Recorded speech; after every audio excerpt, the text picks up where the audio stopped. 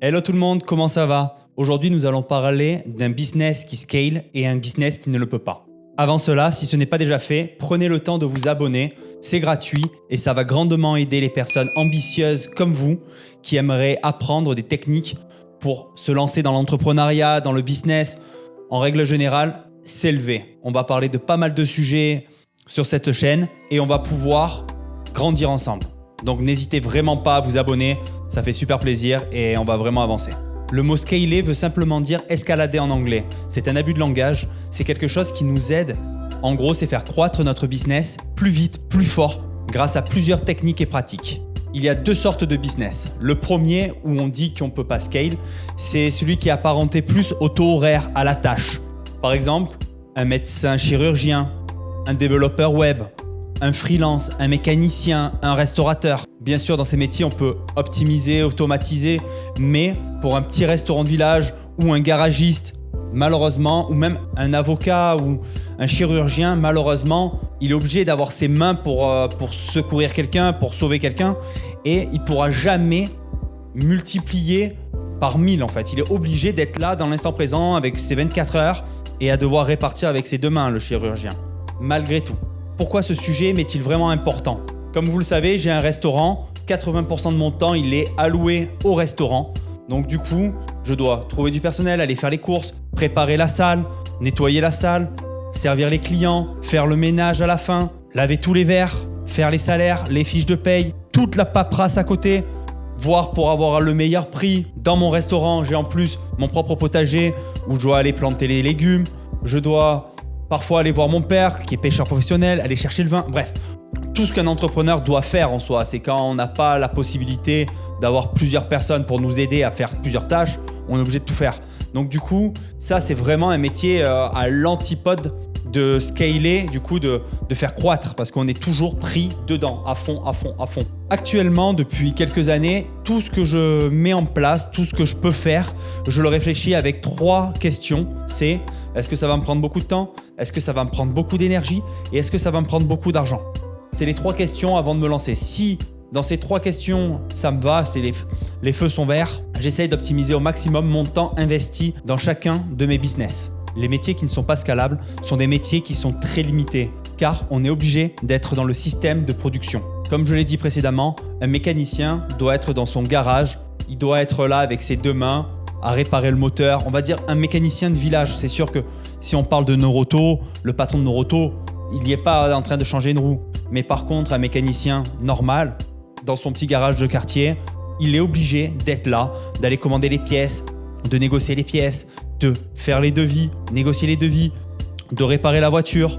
Tout ça, la gestion SAV, le travail qu'il a fait, s'il y a un problème, le client doit revenir. Et tout ça, c'est une perte de temps, c'est une perte d'énergie et c'est une perte d'argent. C'est les 3 points que j'ai dit précédemment. C'est les 3 qui sont vraiment importants dans un business. C'est les 3 choses qu'on peut vraiment contrôler aujourd'hui. Car si vraiment il prend des vacances, il n'est pas payé. Si il est malade, il n'est pas payé. Si il a un problème avec un de ses employés, il faut qu'il vienne travailler à sa place, qu'il avait prévu d'être en vacances, il avait prévu d'être en week-end, il avait prévu d'aller faire une petite balade avec sa femme. Tout ça, il oublie, il est obligé de venir travailler parce que le travail, il doit être fait. Donc c'est vraiment quelque chose à prendre en compte quand on choisit un métier où on ne peut pas réellement déléguer de façon totale. C'est vraiment des métiers difficiles. Sans parler qu'on ne peut pas toucher en illimité le nombre de personnes qu'on veut, le nombre de clients qu'on veut. On est obligé d'avoir 1, 2, 3 clients. On peut avoir plusieurs clients en même temps selon les tâches, mais ça reste toujours difficile. Un restaurateur, un serveur ne peut pas servir 1000 personnes. Il sera obligé de servir un maximum de 40, 50, 70 couverts selon les plus forts. Mais ce que je veux dire par là, c'est qu'à un moment donné, on est toujours limité par notre monde réel, quoi. On est là, on est obligé.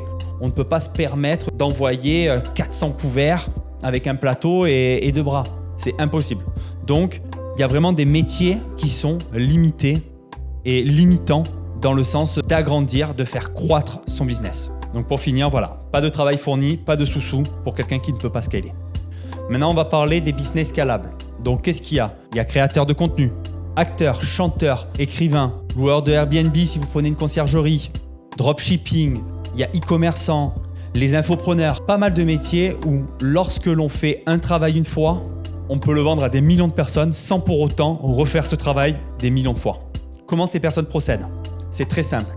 Imaginons un infopreneur. Il a une formation dans le e-commerce. Première étape, c'est le contenu. Le contenu, il est fait une fois. Il ne va pas y retourner tous les jours et changer son contenu. Non, il l'aura fait une fois et ça va lui servir à être vendu à des millions de personnes s'il arrive à le vendre à des millions de personnes.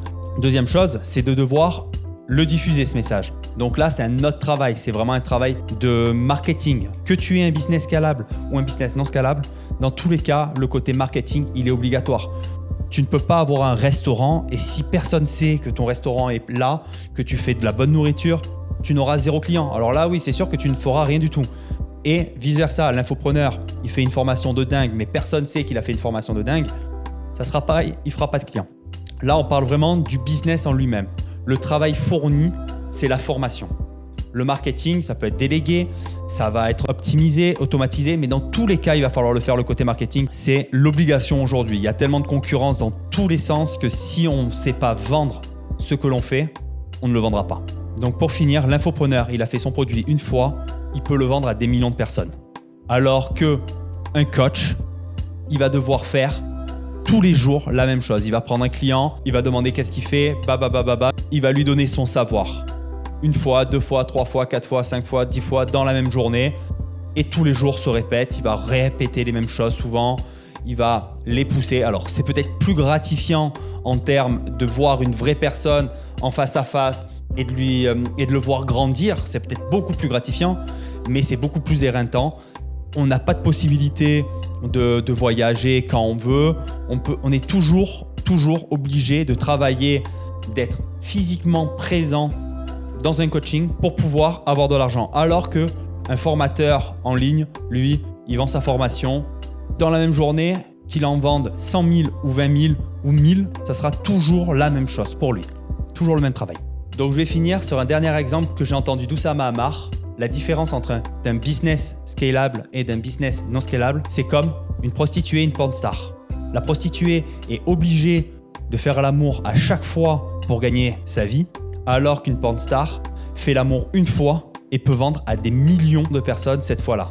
Comme on peut le voir dans cet exemple, les deux sont issus de l'univers du sexe, mais l'une fait l'amour une fois et peut le vendre à des millions de personnes ce contenu-là. L'autre est obligée de le faire plusieurs fois. Elle ne pourra pas le faire indéfiniment dans la même journée. Elle sera obligée de tout le temps répéter cette tâche. Alors que l'autre, elle va avoir des royalties peut-être tout au long de sa vie, selon son succès. Donc j'espère que vous avez compris ce que c'était la différence entre les deux, le business scalable et le business non scalable. C'est vraiment essentiel si vous voulez grandir très vite. L'un va vous limiter dans les mouvements, dans le temps. L'autre va être une vraie ouverture. On pourra déléguer, automatiser, surtout si c'est dans des business en ligne.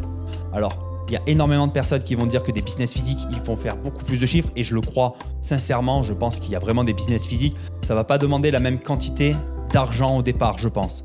Car un restaurant, une chaîne, si on veut faire une chaîne de restauration, ce n'est pas le même budget que de lancer une formation en ligne. Dans les deux cas, c'est complètement différent.